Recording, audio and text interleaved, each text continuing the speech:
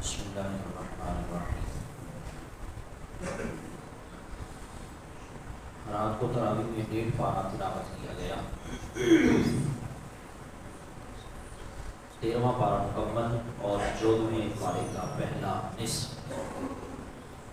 تفسیر کے حوالے سے ابھی ہمارا 10واں پارہ ہے، اس کا دوسرا جو نصف ہے وہاں سے ہم اسٹارٹ کریں گے۔ اللہ رب العزت نے ارشاد فرمایا الا تنصروه فقد نصره الله اذ اخرجه الذين كفروا ثاني اثنين اذ هما في الغار اذ يقول لصاحبه لا تحزن ان الله معنا۔ اگر تم محبوب کی مدد نہ کرو تو بے شک اللہ نے ان کی مدد فرمائی۔ کب؟ جب کافروں کی شرارت سے انہیں باہر تشریف لے جانا ہوا، یعنی کفار و مشرکین نے دار الندوہ کے اندر حضور علیہ السلام کی شہادت کے حوالے سے معاذ اللہ سازش کی۔ وہیں اصل میں بیسیکلی یہ جو دار الندوہ ہے یہ وہ جگہ تھی جہاں بیٹھ کر کفار و مشرکین کی میٹنگ ہوا کرتی تھی، اسلام کے خلاف پروپیگنڈا کیا کرتے تھے اور سازشیں کرتے تھے کہ نبی علیہ السلام کو کس طرح جو ہے نا وہ اس رستے سے ہٹایا جائے، یعنی کہ وہ اسلام کی سربلندی نہ کریں، کس طرح یہ معاملہ کیا جائے۔ یہ دار الندوہ اس جگہ کا نام ہے۔ سارے جو مشورے تھے ان کے وہیں پر ہوتے تھے۔ اللہ رب العزت نے نبی علیہ السلام کو اس کے حوالے سے آگاہ فرمایا، تو پھر نبی علیہ السلام غار میں تشریف لے گئے اور وہاں حضرت سیدنا صدیق اکبر رضی اللہ تعالیٰ عنہ بھی ان کے ساتھ تھے۔ اسی سے ریلیٹڈ اس واقعے کی جو اللہ رب العزت نے یہاں پر فرمایا کہ ثانی اثنین اذ ہما فی الغار، صرف 2 جان سے اور وہ دونوں غار میں تھے۔ دونوں سے مراد ایک تو نبی علیہ السلام اور دوسرا حضرت سیدنا صدیق اکبر رضی اللہ تعالیٰ جو حضور علیہ السلام کے ساتھ تھے۔ اور اس میں سب سے کمال بات یہ ہے فرمایا اذ یقول لصاحبہ، کہ جس وقت وہ اپنے یار سے فرماتے تھے، ٹھیک ہے جی، اپنے جو ساتھ تھے یار غار ان سے فرما رہے تھے، یعنی نبی علیہ السلام سیدنا صدیق اکبر سے فرما رہے تھے کیا؟ لا تحزن، غم نہ کھا، ان اللہ معنا، بے شک اللہ ہمارے ساتھ۔ جبکہ دوسری طرف حضرت موسیٰ علیہ السلام کے حواریوں کو دیکھا جائے تو انہوں نے اس حوالے سے جو یہ جو فرمایا نا جمع کا صیغہ ان اللہ معنا، بے شک اللہ ہمارے ساتھ ہے، تو موسیٰ علیہ السلام نے یہ نہیں فرمایا تھا۔ موسیٰ علیہ السلام نے فرمایا تھا ان معی ربی سیہدین، بے شک اللہ میرے ساتھ ہے۔ سارے کی گل نہیں کی تھی، صرف اپنی بات کی تھی، کیونکہ وہ جانتے تھے کہ یہ وہ لوگ ہیں جو بعد میں کہہ سکتے ہیں کہ انت وربک فقاتلا انا ہاہنا قاعدون، موسیٰ تم اور تمہارا رب لڑو، ہم تو یہاں بیٹھے ہیں۔ لیکن سیدنا صدیق اکبر رضی اللہ عنہ کے ایمان کی گواہی نبی علیہ السلام نے اس انداز سے دی کہ فرمایا کہ صدیق تم گھبراؤ نہیں، اللہ ہمارے ساتھ ہے۔ اور سیدنا صدیق اکبر کی ذات وہ ذات ہے کہ جنہوں نے ایسی سچویشن میں بھی یہ نہیں کہ دوڑ گئے اور فرمایا کہ تجھی جانو دے وہ کافر جانا، میں تو نہیں نکلوں گا ڈالے، ویسا نہیں ہے، بلکہ سیدنا صدیق اکبر رضی اللہ عنہ نے ساتھ دیا، اور وہ جو ساتھ دیا، وہ جو نسبت تھی، وہ جو تعلق تھا، وہ جو سنگت تھی، اسی کو اللہ نے بیان فرمایا، کیوں نہیں؟ اور فرمایا ان اللہ معنا، بے شک اللہ ہمارے ساتھ۔ معنا جمع کا صیغہ ہے، یعنی تمہارے ساتھ بھی ہے اور میرے ساتھ بھی ہے، لہذا تم پریشان نہ ہو۔ چونکہ ظاہری بات ہے وہ بالکل سامنے آ گئے تھے نا باہر کے، وہ الگ بات ہے کہ وہاں پھر وہ مکڑی نے جالا بنا دیا، کبوتری نے انڈے دے دیے، اس کی وجہ سے کافی طویل واقعہ ہے، لیکن یہ ہے کہ وہ پھر اس طرف میں نہیں جانا، بس یہ ہے کہ شارٹ کٹ میں آپ کو کہ اس آیت مقدسہ کے اندر اس واقعے کے حوالے سے تفاہم نے بیان فرمایا۔ آگے چل کر بڑی خوبصورت آیت مقدسہ جس کے حوالے سے ویسے تو سارا قرآن ہی خوبصورت ہے، لیکن اس کی انفرادیت ہے اس آیت مقدسہ کی۔ فرمایا قل لن یصیبنا الا ما کتب اللہ لنا هو مولانا، اور میں آپ کو بتاؤں کہ اس آیت کا ترجمہ آپ سنیں گے تو آپ کو تسکین ہوگی کہ اتنی یہ خوشگوار آیت ہے کہ بندہ مومن کو اس سے تسکین ملتی ہے کہ ہاں یار واقعی۔ فرمایا تم فرماؤ ہمیں نہ پہنچے گا مگر جو اللہ نے ہمارے لیے لکھ دیا، کسی بھی مومن پر مصیبت اس وقت تک نہیں پہنچ سکتی جب تک وہ اس کے لیے لکھ نہ دی ہو. اور فرمایا ہوا مولانا، وہ ہمارا مولا ہے. وعلی اللہ فلیتوکل المؤمنون، اور مسلمانوں کو اللہ ہی پر بھروسہ کرنا چاہیے. کتنی سونی ہے یہ حضرت سیدنا امام مالک پڑھا کرتے تھے. جس وقت وہ بادشاہ کی طرف سے انہیں وہ سزا ملتی تھی، کوڑے لگائے جاتے تھے، اور وہ بار بار ان سے یہ کہلوایا جاتا تھا کہ تسی کہہ دو کہ قرآن مخلوق ہے، اور وہ کہتے تھے کہ نہیں، اینج نہیں ہونا، بھلے تو بادشاہ وقت ہے کہ یہ نہیں ہوگا. اور میں آپ کو حقیقت بتاؤں، ہمارے اساتذہ کہا کرتے تھے کہ جو عالم ہے نا، عالم جو علماء ہیں، یہ وہی لوگ تھے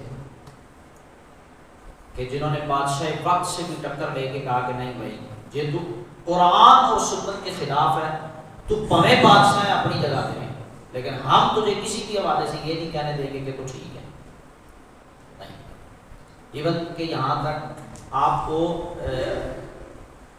اونٹ پر نا بٹھایا جاتا تھا، اور وہ زنجیریں وہ جو قیدیوں کو لگائی جاتی ہیں وہ لگی ہوتی تھی، اور کہا جاتا تھا کہ اونٹ پر بیٹھتے ہوئے بھی اور اترتے ہوئے بھی کوئی بھی امام مالک کا ساتھ نہ دے، یعنی کہ ان کی ہیلپ نہ کرے. آپ بھی بیٹھ گئے تھے، آپ بھی اتریں گے، گریں، چوٹ لگے، جو کچھ بھی مرضی ہو، آپ اندازہ کریں یہاں تک. اور پھر بازاروں میں گھوما جاتا تھا، اور امام مالک فرماتے تھے کہ جو جانتا ہے وہ تو ٹھیک ہے، جو نہیں جانتا وہ بھی سن لے کہ میں امام مالک ہوں، اور میں یہ کہتا ہوں کہ بادشاہ وقت یہ کہتا ہے کہ قرآن مخلوق ہے، اور میں یہ کہتا ہوں کہ قرآن مخلوق نہیں ہے، اور بادشاہ وقت جو ہے وہ غلط کہتا ہے. یہ ان کا جملہ تھا جس وقت وہ باہر نکلتے تھے. اور بادشاہ کی طرف سے یہ حکم تھا کہ ان کو ہر جب بھی سزا دینی ہے تو 2 کوڑے سے زیادہ کوئی اور بندہ کوڑا نہیں لگائے گا، یعنی کہ 2 کوڑے لگنے کے بعد نواں بندہ. کیوں؟ اس لیے کہ جب وہ تیسرا کوڑا لگائے گا تو ہو سکتا ہے تھک جائے، تو تھکنے کی وجہ سے وہ کوڑا سلو لگائے گا. تو ہر دفعہ 2 کوڑے لگنے کے بعد بندہ چینج ہوتا تھا. اور 80 کوڑے آپ کہتے ہیں کہ مجھے اس طرح لگے، اور ایسے لگے کہ اگر وہ ہاتھی کو بھی لگتے تو وہ بھی چلا اٹھتا. اس کے باوجود حق نہیں چھوڑا. 3 بادشاہوں سے ٹکر لی ہے آپ نے، چوتھے میں جا کے پھر تھوڑی جی حیا آئی اور انہوں نے کیا نہیں بھائی. اور پھر اس وقت کے بھی ایسے لوگ تھے اور ایسے علماء تھے جنہیں آج گئے، جنہوں نے اس چکر میں آگے کہا ہاں جی ہاں ٹھیک ہے، یہ غلط نہیں کہہ رہا ہے، جو آپ کہتے ہیں نا بادشاہ سلامت کو کہتے ہیں جو آپ کہہ رہے ہیں وہ ٹھیک ہے. ظاہری بات ہے، پیسہ تھا، دولت تھی، سب کچھ تھا، لیکن یہ معاف فرمایا کرتے تھے کہ تمہارے اور میرے درمیان فرق اس دن ہوگا جس دن ہمارے جنازے اٹھیں گے. اور حقیقت بات ہے کہ پھر جنہوں نے تان کیا اور جنہوں نے امام مالک کو پھر کوڑے لگوائے تھے، بعض پھر چوتھا پنجواں بندہ نہیں سی یہ گاؤں نہ دی منجی نو قدا دینا. اور تاریخ کا سب سے بڑا جنازہ تھا آپ کا جس وقت آپ کا جنازہ اٹھا. تو آپ یہ آیت پڑھ کرتے ہیں اپنی تسلی کے لیے، اپنی تسکین کے لیے کہ اے تیرے واسطے لکھ دی گئی ہے لہذا تو پریشان نہ ہو، ہوا مولانا، وہ تمہارا مولا ہے. وعلی اللہ فلیتوکل المؤمنون، اور مومنوں کو اسی پر بھروسہ رکھنا چاہیے. اور ہم میں سے بھی اگر کسی کو مصیبت آ جاتی ہے تو یہ آیت ذہن میں رکھیں. یہ 10ویں پارے کی سورۃ التوبہ کی آیت نمبر 51 تو اس کو یاد، اس کو ذہن میں رکھیں کہ نہیں یار مصیبت آ جانا تو بڑی گل نہیں، آ جاتی ہوتی ہے. بہرحال اساتذہ ہمارے کہتے ہوتے تھے کہ یہ وہ علماء تھے جن پر اسلام کو فخر ہے، جن پر اسلام کو ناز ہے کہ ہاں بھائی واقعی انہوں نے کوڑے کھا لے، انہوں نے تکلیفیں برداشت کر لیں، اور پھر وہ اکثر یہ دعا کرتے تھے. میں نے یہ اکثر آپ کو پہلے بھی یہ بات سنائی ہوئی ہے. وہ دعا کرتے تھے یغفر اللہ ابی الحاسم، اے اللہ ابی الحاسم جو ہے اس کی بخشش فرما. ان کے بیٹے نے ایک دفعہ ان سے پوچھا کہ یہ جڑا ابی الحاسم یہ کون ہے؟ بیٹا میں آپ کا تو میرے لیے آپ اتنی دعائیں نہیں کرتے جتنی آپ اس کے لیے کرتے ہیں. تو آپ فرمانے لگے کہ یہ اس کے لیے میں دعا اس لیے کرتا ہوں کہ اس کی گفتگو سے اللہ نے مجھے استقامت دی ہے. پھر انہوں نے دسیا کہ مجھے استقامت اس کی گفتگو سے کیسے ملی، حالانکہ یہ بغداد کا چور تھا، بغداد کا ڈاکو سی، ذات کا لوہار تھا، اور اس کا اور آپ کا ایک دفعہ سامنا ہوا. اس کو بھی لے کے جا رہے تھے اور آگے سے آپ بھی تشریف لا رہے تھے، بیڑیاں آپ کو بھی لگی ہیں اور اس کو بھی لگی ہوئی ہیں. اور اس کا اور آپ کا آمنا سامنا ہوا، اور ابی الحسن نے کہا آپ سے کہ حضور میں 18,000 کوڑے کھاتے نے، چوری نہیں چھٹی، میں نے چوری کی خاطر 18,000 کوڑے کھائے ہیں، پھر بھی میں نے چوری نہیں چھوڑی، اور آپ حق کے لیے 2-4 کوڑے کھا کے حق نہ چھوڑ دیجیے۔ بس آپ فرماتے ہیں اس کی یہ بات مجھے استقامت دے گئی کہ یار اگر لوگ چوریوں کی خاطر 18,000 کوڑے کھا سکتے ہیں تو ہم لوگ حق کی خاطر کیوں نہیں کھا سکتے؟ بہرحال آپ فرماتے ہیں مجھے اس کی یہ بات استقامت دے گئی۔ آگے اللہ پاک نے ارشاد فرمایا انما الصدقات للفقراء، زکوٰۃ تو انہی لوگوں کے لیے ہے جو محتاج ہیں، والمساکین، اور جو نادر کمزور لوگ ہیں مالی اعتبار سے، والعاملین، اور تحصیل کر کے لائیں، یعنی کہ جو زکوٰۃ کو اکٹھا کرتے ہیں، والمؤلفۃ قلوب، اور جن کے دلوں کو اسلام سے الفت دی جائے، وفی الرقاب، گردنیں چھڑانے والے، والغارمین، قرض دار، وفی سبیل اللہ، اللہ کی راہ میں، وابن السبیل، اور جو مسافر ہیں، فریضۃ من اللہ، یہ ٹھہرا ہوا حکم ہے اللہ کا۔ یہ زکوٰۃ کے مصرف بیان، 8 مصرف ہیں زکوٰۃ کے جن کو زکوٰۃ دی جاتی ہے، جن میں سے 2 ابھی بالکل کلیئر اور ختم ہو گئے نا، والمؤلفۃ قلوب اور وفی الرقاب، یہ 2 مصرف ختم ہو گئے ہیں۔ باقی جو 6 مصرف ہیں انہیں زکوٰۃ ہے۔ اس کی میں شارٹ کٹ آپ کو بتاؤں، زکوٰۃ اس بندے پر، ویسے تو اکثر لوگ مسئلہ پوچھ ہی لیتے ہیں لیکن پھر بھی چونکہ یہ موضوع آ چکا ہے لہٰذا میں عرض کر دیتا ہوں۔ زکوٰۃ جو ہے وہ اس شخص پر فرض ہے جس کے پاس 52.5 تولہ چاندی ہو یا 7.5 تولہ سونا ہو، اتنی رقم، اتنی جائیداد، اتنا مال ضرورت اصلیہ کے علاوہ، اور اس پر 1 سال گزر چکا ہو، اس بندے کو زکوٰۃ دینی چاہیے۔ یہ نصاب ہے زکوٰۃ کے فرض ہونے کے لیے۔ 7.5 تولے سونا یا 52.5 تولہ چاندی، یہ خود موجود ہو تو ٹھیک ہے، ان میں سے دونوں میں سے ایک چیز ہو، دونوں میں سے ایک چیز بھی اگر ہو تب بھی زکوٰۃ ہے، یا اتنی رقم ہو، یعنی 52.5 تولہ چاندی یا 7.5 تولہ سونا نہیں ہے لیکن رقم ہے، اتنی مال ہے، ثمن موجود ہے یعنی پیسہ موجود ہے، یا پیسہ نہیں تو جائیداد موجود ہے، تو ایسی اگر چیزیں ان کے پاس موجود ہیں ان کے علاوہ بھی، لیکن ان کی رقم اس کی میعاد تک پہنچتی ہے، اور یہ چیزیں ضرورت اصلیہ کے علاوہ ہیں، یہ چیز یاد رکھیں، ضرورت اصلیہ کے علاوہ پہ زکوٰۃ ہوتی ہے، جو ضرورت ہے چیز اس پہ زکوٰۃ نہیں ہوگی۔ یہ پکا کنفرم اصول آپ اپنے ذہن میں رکھیں۔ ایک تو یہ، دوسرا اصول کہ اس مال پر 1 سال گزر چکا ہو، اگر 1 سال نہیں گزرا تو زکوٰۃ فرض نہیں۔ ویسے لوگ کہتے ہیں کہ ہم دے تو ٹھیک ہے، وہ اگر دیں گے وہ نفلی صدقہ شمار ہوگا، وہ زکوٰۃ فرض نہیں ہوگی۔ ہاں زکوٰۃ فرض ہے، اس کو مال سے نکالنا یہ بھی ضروری ہے، ٹھیک ہے جی، اگر آپ پہ فرض ہے، اور نمبر 2 اس کا مستحق تک پہنچانا یہ بھی آپ کے ذمہ لازم ہے۔ اگر آپ نے زکوٰۃ تو نکالی لیکن مستحق تک پہنچائی نہیں تو پھر بھی تسی جرمدار ہو۔ ہاں جی، وہ جو بینک کاٹتا ہے یا کیا کرتا ہے اس کا آپ کو نہیں پتا، کوشش فرمایا کریں کہ بینک سے نہیں بلکہ از خود مال سے زکوٰۃ نکال کے اپنے ہاتھوں سے مستحق تک پہنچائیں، اے من قدر زکوٰۃ دینا۔ ورنہ لوگ لاپرواہ ہو جاتے ہیں، وہ کہتے ہیں ٹھیک ہے یار بینک نے کاٹی اسی کی طریقے، تو یوں کر کے نہیں ہے، کوشش کریں کہ یہ اپنے ہاتھ سے خود دیں۔ آگے اللہ رب العزت نے ارشاد فرمایا المنافقون والمنافقات بعضهم من بعض، منافق مرد، اور بڑی خوبصورت مثال ارشاد فرمایا، منافق مرد اور منافق عورتیں ایک ہی تھیلی کے چٹے بٹے ہیں، یأمرون بالمنکر، برائی کا حکم دیں، وینہون عن المعروف، اور بھلائی سے منع کریں۔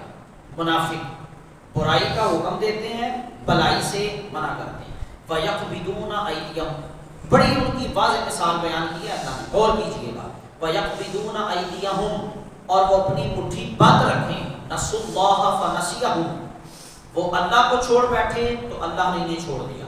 مٹھی کتوں بند کی تھی؟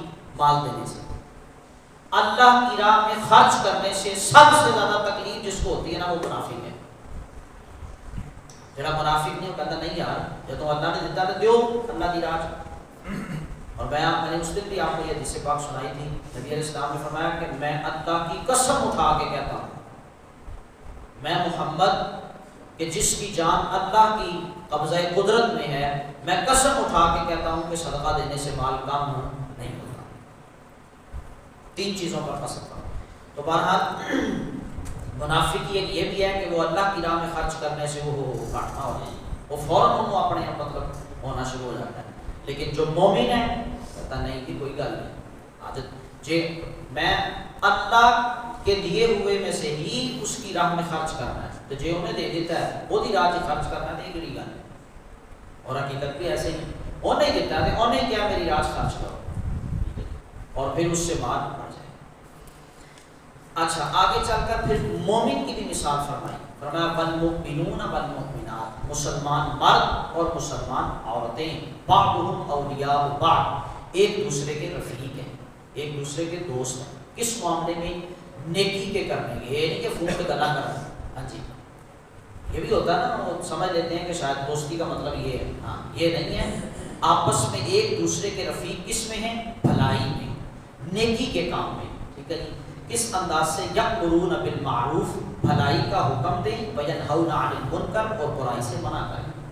مومن کا یہ کام ہے کہ وہ بھلائی کا حکم دیتا ہے اور برائی سے منع. وہ ویکھ کے نہیں کہتا ٹھیک ہے یار انہاں کا مسئلہ ہے میں نہیں بولنا بچ، چاہے وہ کوئی بھی کسی کا بھی معاملہ ہو، برائی کو دیکھے گا تو وہ منع ضرور کرے گا.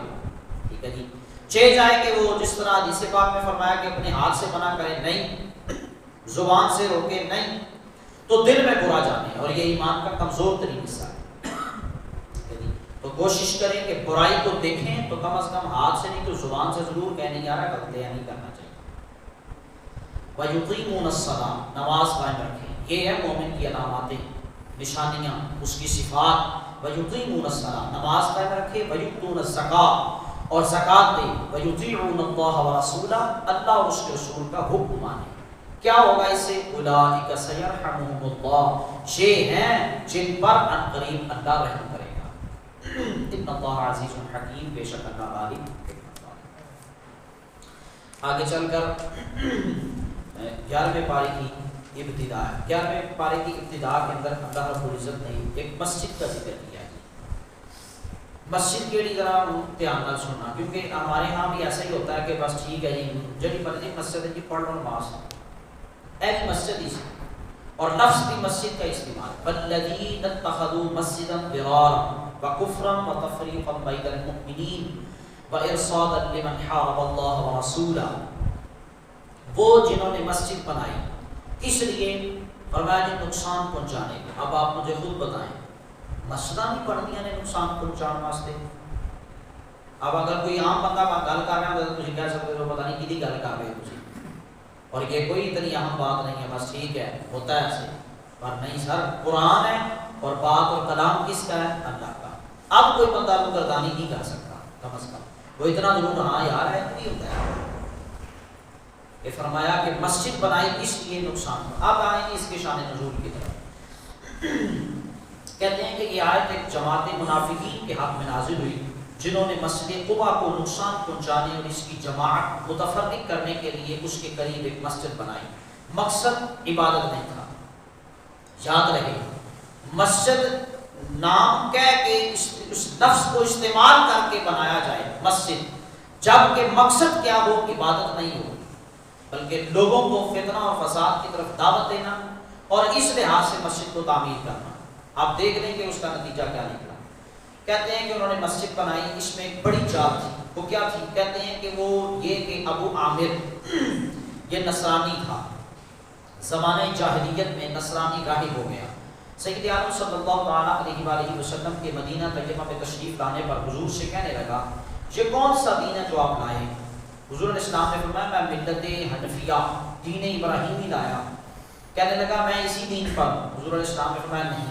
اس نے کہا آپ نے اس میں کچھ اور ملا دیا. حضور علیہ السلام نے فرمایا نہیں، میں خالص صاف ملت لایا ہوں جو ابراہیم علیہ السلام. ابو عامر نے کہا ہم میں سے جو جھوٹا ہو، شک میں لوگ کتنا لا رہے ہیں، ہم میں سے جو جھوٹا ہو اللہ اس کو مسافرت میں تنہا اور بے کس کر کے ہلاک کرے. یعنی ہم میں سے جو جھوٹا ہے وہ سفر کی حالت میں ہو اور اللہ اسے بے سر و سامان ہی ہلاک کرے. حضور علیہ السلام نے فرمایا آمین. ٹھیک ہے جی. یاد رکھیں جو بندہ صلح پسند ہوتا ہے نا، خدا کام ہی نہیں ہو چکا کرے، چپ کر کے سائڈ پہ ہو بس. انہیں جب انی گل کی تو یہ نہیں تیری کہ میں ضرورت ہوئی تو گل کر دیتی نا، حضور نے فرمایا آمین، بڑی سونی گل ہے، یہ ہیں اخلاقیات۔ فرمایا ٹھیک ہے جی تم کہہ رہے ہیں بھائی نہیں صحیح، کیونکہ حضور علیہ السلام جانتے تھے کہ سچ کس کے ساتھ ہے، حضور علیہ السلام، اور بھائی سچ کو سچائی ملی حضور کے صدقے۔ حضور نے فرمایا لوگوں نے اس کا نام ابو عامر فاسق رکھ دیا، اور میں آپ کو بتاؤں انبیاء کے ساتھ دشمنی کا، عداوت کا سب سے پہلا نتیجہ یہ نکلتا ہے کہ اللہ رب العزت دنیا والوں کی نگاہ میں سب سے پہلے اس بندے کو ذلیل کرتا ہے۔ ہاں جی، جس بندے نے نبی کے ساتھ، کسی بھی نبی کے ساتھ دغابازی کی ہے، دھوکہ دیا ہے، یا شرارت کی ہے، یا بدتمیزی کی ہے، یا بے ادبی والا جملہ بولا ہے، اس کا سب سے پہلے جو اس کو سزا دنیا میں ملتی ہے نا، آخرت سے ملنی ملتی ہے، اور کنفرم ہے نا، اللہ دنیا میں سب سے پہلے اس کو لوگوں کے سامنے ذلیل کرتا ہے۔ یہ پکی کر ولید بن مغیرہ کی ہسٹری پڑھ لیں آپ، یہ اپنا 29ویں پارے میں سورہ قلم کے اندر، ٹھیک ہے جی، اس نے صرف اتنا مجنون کہا تھا، معذرت اللہ نے 10 عیب اس کے بیان کیے اور اینڈ پہ فرمایا کہ حلال دا ہی نہیں ہے ولید بن مغیرہ کا۔ اور میرا خیال احد کے موقع پر ایسا ہوا کہ اس کی ناک کٹ گئی، جب اس کی ناک کٹی تو لوگوں نے اس کو شرارت سے کہنا شروع کر دیا ہے جائے ناک کٹے، جس طرح مطلب ہمارے معاشرے کے اندر تو چونکہ اور ہی جو ورڈ ہے وہ یوز ہوتے ہیں نا بیزتی کے لیے یا کسی کو کام کرنے کے لیے، چھیڑنے کے لیے، جو بھی، تو ولید بن مغیرہ کا جب ناک کٹ گیا نا تو لوگوں نے اس کو اسی طرح کہنا شروع کر دیا۔ پہلے تو یہ گیا، بعد جنہیں پیو دا پھر پتہ ہی نہیں لگا نا، اس کی وجہ یہ ہے کہ قرآن نے بیان کیا عدل من بعد ذلک السلیم، ہو گئی فرمایا اس کی اصل میں خطا ہے، یعنی وہ اصل سے خطا پھر انج ہوئی کہ انہیں پھر خود ہی پوچھا اپنی ماں کو کہ ہاں میں دس مکی دا پتر ہے، اور پہلے تو اس نے وہ ٹال ٹول دیا، انہوں نے کہا نہیں ایسا ہو ہی نہیں سکتا کہ نبی کی زبان سے جملہ نکلا ہو اور وہ ایویں ہی ہوتا ہے، دسنا پڑنا ہے کہ میرا باپ کون تھا۔ پھر اس کی ماں نے اس کو بتایا کہ ہاں تیرا جو اصل باپ تھا نا وہ نامرد تھا، اور میں نے ایک چرواہے کے ساتھ جو ہے وہ جمع کیا، اس سے تو پیدا ہوا ہے، حالانکہ پہلے کسی نے نہیں سی پتا۔ اور جس دن اس نے حضور کی شان پہ بے ادبی کی، اللہ نے فرمایا تو پھر یہ آ کر پھر جی اسی توڑا میں پہلے اس کے ایپ کو ظاہر نہیں کیا گیا، ٹھیک ہے خاموشی، لیکن جس دن حضور کی شان میں اس نے بے ادبی کی فرمایا کہ اس کا یہ معاملہ ہے۔ اچھا اس کے بعد پھر یہ لبے کہ میرا پیو کیڑا ہے، آپ یقین کریں اس کو باپ نہیں ملا، اور کسی بندے کو پیسے دے کر اس نے کہا کہ کچھ وقت کے لیے تو میرا باپ بن جا تاکہ لوگ مجھے باتیں نہ کریں۔ اللہ اس طرح ذلیل کرتا ہے گستاخ کو جو نبی کی شان میں بے ادبی ہے۔ تو اس نے بھی ایسی اس وقت کہا تو نبی علیہ السلام نے فرمایا آمین۔ لوگوں نے اس کا نام عامر فاسق رکھ دیا۔ روز احد یعنی جس دن غزوہ احد ہوا، ابو عامر فاسق نے نبی علیہ السلام سے کہا کہ جہاں کہیں کوئی قوم آپ سے جنگ کرنے والی ملے گی میں اس کے ساتھ ہو کر آپ سے جنگ کروں گا۔ صرف اتنا ہی نہیں، اتنے تک انہوں نے کہہ دیا۔ چنانچہ غزوہ جنگ حنین تک اس کا یہی معمول رہا، یعنی وہ ہر اس بندے کے ساتھ شامل ہو جاتا جو نبی علیہ السلام کے ساتھ جنگ کر رہا، چاہے وہ یہودی ہے، عیسائی ہے، کافر ہے، مشرک ہے، کوئی بھی ہے، اس کے ساتھ شامل ہو کے نبی علیہ السلام سے وہ جنگ کرتا رہا۔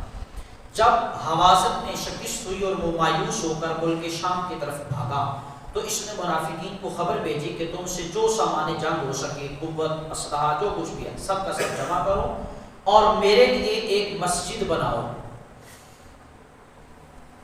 آپ اندازہ کریں، یعنی ایسا کما واسطے بھی مسجدیں بنائی جاتی ہیں، تد ہی اسی کام کہنے ہیں کہ مسجد دیکھ کے نماز پڑھیں اندر کی ہو رہے ہیں۔ بہرحال اس نے کہا کہ مسجد بناؤ، میں شاہ روم کے پاس جاتا ہوں اور وہاں سے رومی لشکر، چونکہ فارس اور روم اور یہ سارے جتنے بھی خبر علاقے تھے یہ سارے اس وقت سپر پاور ڈکلیئر کیے جاتے تھے، اور کافی ان کے پاس لشکر بھی اور فوج بھی اور اسلحہ بھی جدید قسم کا موجود ہوتا تھا۔ تو اس نے کہا میں رومی لشکر لے کر آؤں گا، اور سید عالم صلی اللہ تعالیٰ علیہ وآلہ وسلم اور ان کے صحابہ کو نکالوں گا مدینے سے۔ یہ خبر پا کر ان لوگوں نے مسجد زرار بنائی، ٹھیک ہے، یہ اس کا نام رکھا مسجد زرار، اور سید عالم صلی اللہ علیہ وسلم سے عرض کیا تھا یہ مسجد ہم نے آسانی کے لیے بنائی ہے. مقصد تو ہم پتہ لگ گیا، لیکن نبی علیہ السلام کی کہہ رہے ہیں کہ ایسی آسانی واسطے بنائی ہے. جو لوگ بوڑھے ہیں، ضعیف ہیں، کمزور ہیں، وہ اس میں بافراغت نماز پڑھ لیا کریں. آپ اس میں ایک نماز پڑھ دیجیے اور مقصد ایسی کہ تسی نماز پڑھ کے افتتاح کر دو. یعنی اسی لوگوں کو کہہ سکتے کہ یہ وہ مسجد ہے جتنے نبی علیہ السلام نے نماز پڑھ. آپ اندازہ کریں،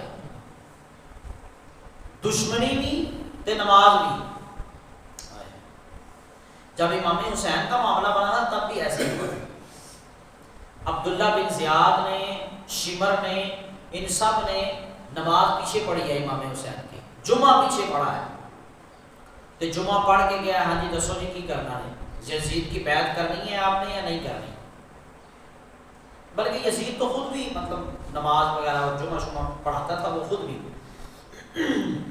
لیکن جو لوگ لڑ رہے ہیں وہ امام حسین کے پیچھے نماز بھی پڑھ رہے ہیں اور کہہ رہے ہیں اللہم صلی علی محمد وعلی آل محمد. ادھر حضور کی آل پہ درود پڑھ رہے ہیں اور نماز کے بعد اسی حضور کی آل کے ساتھ جنگ بھی کر رہے ہیں. تو انہوں نے کہا کہ یہ مسجد اس لیے بنائی جا رہی ہے کہ آپ اس میں ایک دفعہ نماز پڑھ دیں اور برکت کی دعا کر دیں، لہٰذا جو ہے وہ ہمارے لیے اچھا. نبی علیہ السلام نے فرمایا کہ میں فلاں غزوہ تبوک کا موقع، حضور نے فرمایا میں غزوہ تبوک سے واپس آؤں گا تو پھر جو ہے نا وہ میں اس کا افتتاح یا جو بھی معاملہ ہوگا پھر وہ کیا جائے. نبی علیہ السلام غزوے سے واپس تشریف لائے تو مدینے کے قریب ایک جگہ تھی، وہاں حضور ٹھہر گئے آرام کے لیے. تو وہیں پھر یہ آ گئے، انہوں نے آ کے کہا کہ حضور ہم تک تسی واپس آ گئے ہو، لہٰذا ہم تسی آ کے نماز ایک پڑھ دے. بس ابھی وہ کہہ کے گئے ہی تھے کہ اللہ رب العزت نے یہ آیت مقدسہ نازل فرما دی.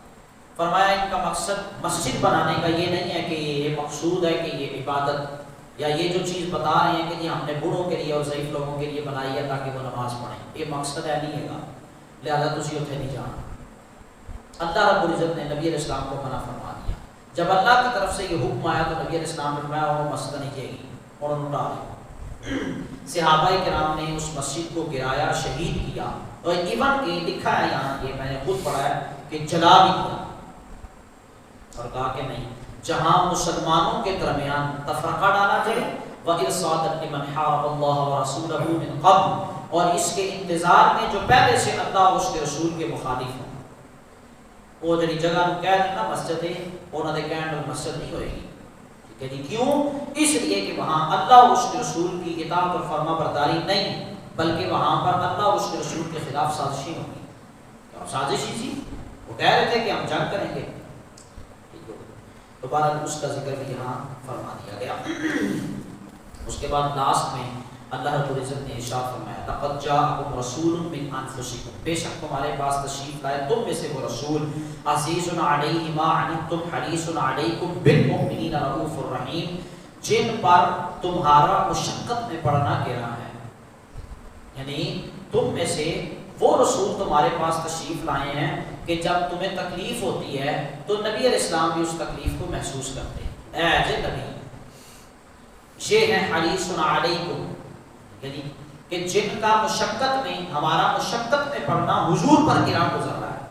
یہاں تک کہ محدثین نے لکھا کہ اگر کوئی کانٹا بھی چبھتا ہے کسی امتی کو تو نبی علیہ السلام کو اس کی تکلیف پہنچتی ہے.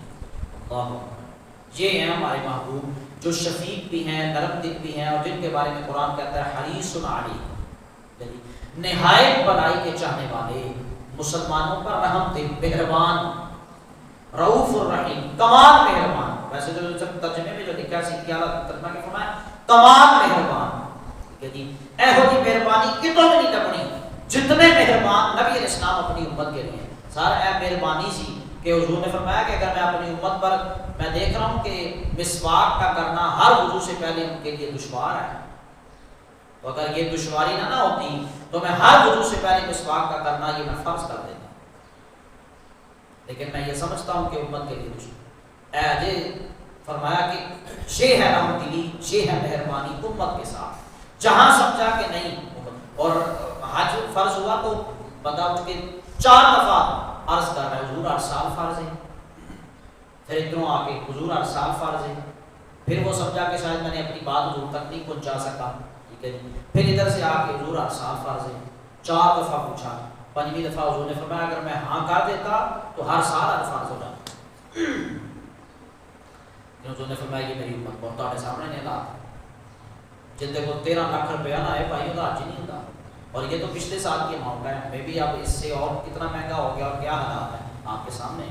اور ایسے دور اور ایسے معاشرے کے اندر بھی دسو ہاں 13.5 لاکھ روپیہ کہڑا اکٹھا کرے تو جی ہر سال فرض ہو جاتا, اگر ہر سال فرض ہو جاتا تو بتائیں پھر کیسے کیا جاتا. تو فرمایا یہ امت پر دشوار ہے. امت یعنی یہ ہے نبی کی محبت, ٹھیک ہے جی. اور وہ پھر 9 دفعہ آنا اور جانا اور کہنا کہ نہیں میری امت نہیں نمازاں نہیں پڑھ سکتی. جب 5 رہ گئیں تو فرمایا کہ محبوب یہ 5 پڑھن گے ثواب 50 نہیں ملے گا. ہاں جی, ثواب کے اندر کمی نہیں آئے گی. چاہے کہ نمازیں 5 ہیں لیکن امت دیکھ لیں وہ 5 بھی نہیں پڑھ پا رہے. اللہ کی بات دعا ہے